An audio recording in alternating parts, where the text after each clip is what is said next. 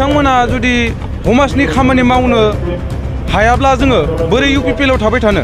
इउपिपिएलआ गोबां खामानि मावगोन होननानै गोबां थांखि लादोंमोन, खिन्थु दिनैसिम मोनसेबो खामानि मावफुंनाय नुवाखै। प्रेसिडेन्टमोन दिनै दिनै फैनो गोनां जाहोनानो जाबाय थारमाने जोंहा गोबां समाजाव खामानिखौ मोनसेबो मावनाय नुवाखै बा जोंबो मावनो हायाखै बा जोंनि बेबायदिनो स्कुलावहाय बेबायदिनो इटा मात्र 2000ल' इटा बिहैनाय बेखौबो हराखै।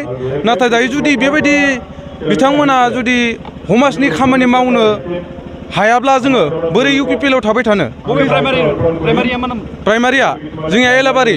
नोंथांमोना खैजन फैदों बेयावहाय जइन जानो जों सानै फैदों। नाथाय जों नुनो मोनबाय थादों ससियेल मिडियाआव गोबां इउपिपिएलआ खामानि मावनानै हायो मोजां मावबाय थादों होनना बुंदों। नोंथाङा मा थाखाय फैखो?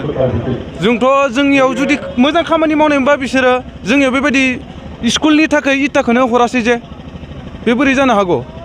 आंनि थाखायबा मावाखै, खारन मानो होनब्ला बिथांमोना जुदि मावनायमोनब्ला जोंनि बे फरायसालिखौ 2000ल' इटा बिनायखौथ' बिथांमोना हरगौमोन ना। जुदि फरायसालियावनो जुदि बिथांमोना जुदि बेबायदि इटाखौनो हरनो हायाखैब्ला बिदिबा गावसोरनियावल' बा गावसोरनि उदैखौल' सुफुंबा जागोन नामा? बेथ' जाया। फरायसालिया मा नाम? फरायसालिया सेसापानि दैमुजुलि।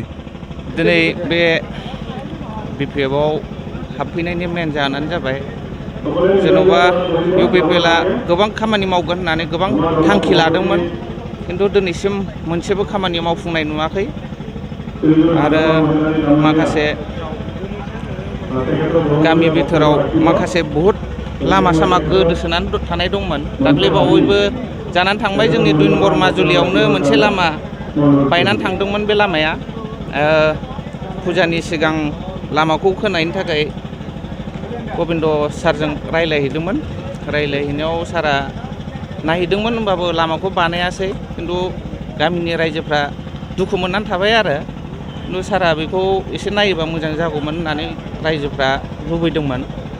बिदिनो बेफोरबायदि फिसा फिसौ खामानिफोरखौनो मावनो हायाबा आरो उनाव एसेबां गेदेर गेदेर थांखि लादों बिसोरो माब्रै बिदि खामानिखौ मावफुंगोन?